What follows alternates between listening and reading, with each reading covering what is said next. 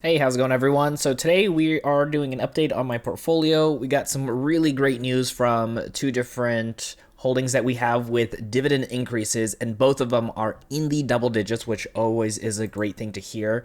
So let's kind of break some stuff down, see how the portfolio has been doing, and then we'll go into the two companies that had a nice dividend increase within my portfolio. So currently we're sitting at $131,000 in the portfolio itself.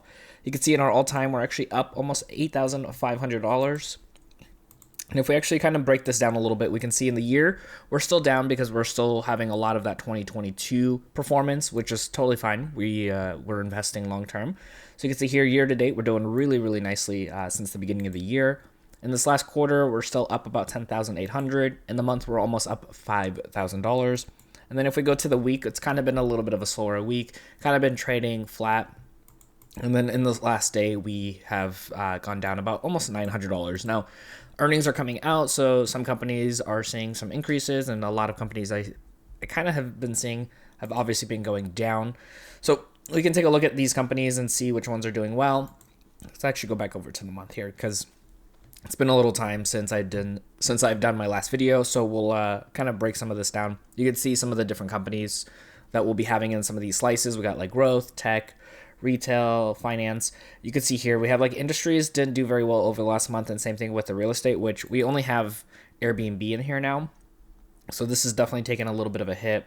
But you can see the biggest areas for growth have been our tech, which is going to be with Microsoft and Apple. They've been performing very well. I've definitely slowed down on investing in these companies because of the growth that they've been having over this last little while. So hopefully if they kind of slow down and come back down, I'll be able to reinvest a little bit more. The financial sector is kind of where a lot of the funds have been getting deposited into over, I would say, like the last month and a half, 2 months. So you could see Discover's been doing really well. That's actually one of the companies that raised their dividend. And again, we'll be kind of going over it because it's just always exciting for dividend increases. And then you can see right over here, we got Ally Financial doing really well over the last month, just based off of my performance, not overall the stock itself. And then same thing with SoFi. You can see here we're up about 11.5%. Square's the only one in this portfolio here in the last month that has not been doing well. I haven't really been investing as much into our, well, it's called Block now, but I haven't really been investing a lot into this company. I'm actually trying to debate if I want to hold on to it, wait till it recovers, and then sell, and then use the proceeds to go into the other financial companies or invest in a different company altogether. So we'll kind of see how that plays out. Obviously, if you're following along, by having that subscribe button hit, you'll be able to see what we end up doing with this portfolio and then this stock here itself. So we'll see if some of their next earning reports come out and we see some good trajectories, we might hold on to them, but that is going to play out over the next, I would say, 6 months or so. I would probably know for sure whether I'm going to be holding this long term or not. Now, I mentioned with Discover, they just recently did a dividend increase, actually a pretty massive one here too. So before we go and see how much they increased it by, I just want to kind of break this down a little bit. So if we go to our all-time, this is actually one of the stocks that we've already been in the green for a while. Even when the market was going down pretty heavily in 2022, this stock actually stayed in the green fairly well. You can see here our average price is going to be $91.59. It's currently at 105, and then the dividend yield for the actual stock is at 2.27. So right now, I've not been investing as much over the last few weeks, but there was a little time period where you can see it here. It kind of took a dip sometime in March, and I did invest a little bit more into the company. Like I said, my financial sector actually got, I would say, the most over the last few weeks. So you can see, like, if we go to our buy, on this one we had Ally and SoFi get a good majority of it. If we go to April 13th, SoFi, and actually Block, I did end up putting a little bit in there because it dropped pretty heavily. And then there was a $400 one back on April 10th. You can see here we got 200 in SoFi and another 50 in there, and then a little bit sprinkled out between a few other stocks. But again, finance is where a lot of the money ended up going. There was another big deposit. Let me kind of jump past this here. So there was about a $500 one back in March. And you can see in between that, I was doing like 100, 150 with the market kind of being a little bit more on the green side of things. I've slowed down on my deposits. I'm holding a little bit of money because I'm actually trying to do a little bit more real estate investing, depending on like where things end up. So I've been not investing as much. So you can see right over here, On the 27th, we did quite a bit into the financial sector and then a little bit into other things, but we had like 200 into SoFi, 55 into Ally, and then 100 into Discover. So at this point, it was $95.16, and you saw earlier it was like 105. So even though this was above my average price, it was still a good price enough for me to say it was time for me to buy in again, which obviously got me an additional share.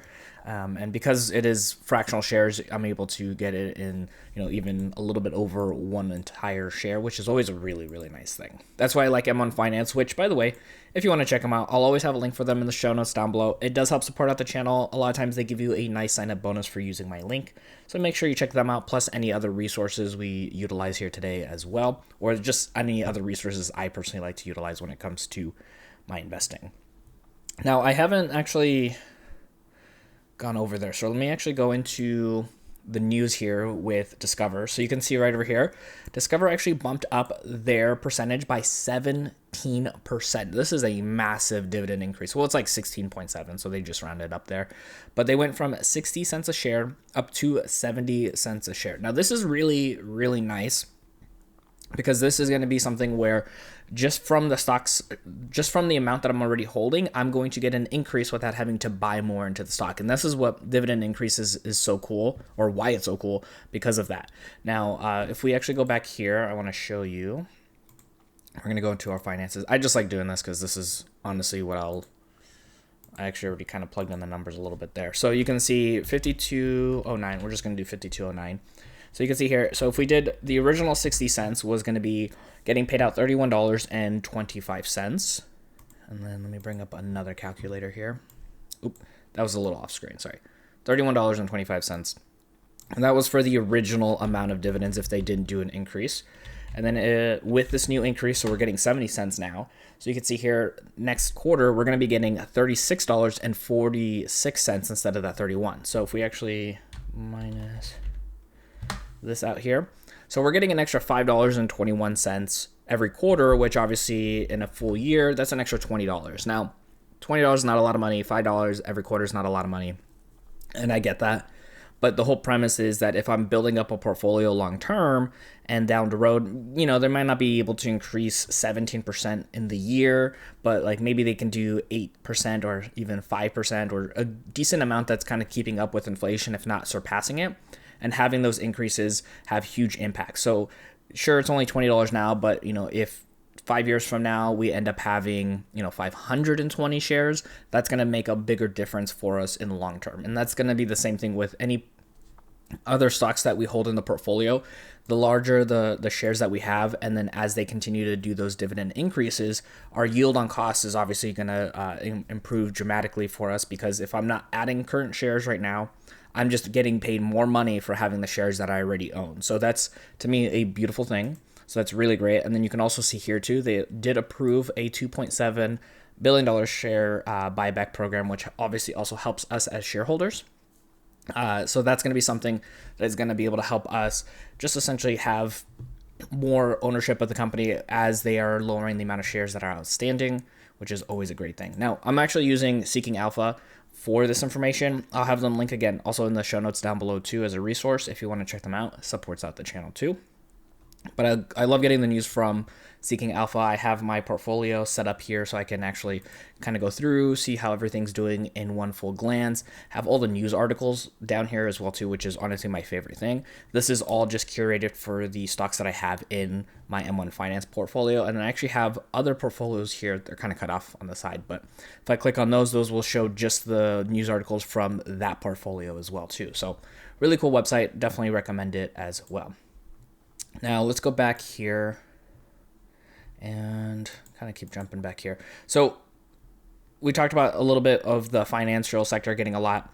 Now the other stock that actually got a really nice dividend increase is here in the retail stock, or retail slice of my overall portfolio. You can see my retail is actually doing really well. All three stocks are actually in the green. And the company that actually increased is with Costco. So right over here, you can see we're up almost $1,000.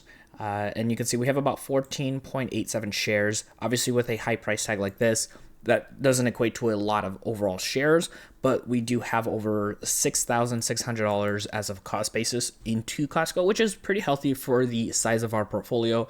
Obviously, I want to increase it, but so at a certain price point, I definitely slow down. As of right now, definitely anything over $500 I am not investing in. You can see my average share price is 448.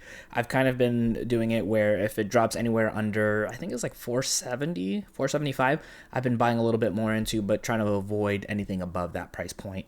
And that's just for my information based off of doing the research, looking at the reports and everything else as well too. So you can see here, if we look at the dividend increase right here, they go up by about 13%. It's actually 13.3% overall.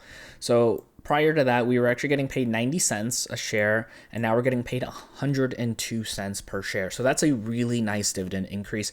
Again, it's not going to be massive with the amount of shares that we have. So you can see here, I'm just kind of plopping this number out here. So 14.87 times 90 cents. So that's what originally I was expecting to get if they didn't do a dividend increase. And then my calculator keeps going off screen here. So let's see here. And then 14.87 if we do the new, $1.02. So instead of getting paid $13.38, we're getting paid $15.16. So that difference per quarter is about $1.78. Definitely even smaller than the Discover amount when it comes to just raw numbers. So you can see here in the year, that's about $7.14 or even 15 cents more than I was going to get paid if they had not done that increase without me having to buy any more shares of the company. That's a huge improvement for me. I personally love dividend increases. I think they're one of the most underrated things when it comes to dividend investing. A lot of people don't talk about it. And that's why I kind of like to just bring up these numbers. And again, these are small numbers, but the goal is over time that these numbers become larger as we have a larger holding of these companies. And so we'll have bigger impacts and be able to make more money from these companies as they do those dividend increases. And Costco is also very well known for doing special dividends every couple of years. So hopefully with Fortune shares, we'll have a nice special dividend in the near future. Now, obviously there are more stocks here in this portfolio, but we go over them in other videos as well as talking about the dividends. So check out my video right over here until the next video comes out.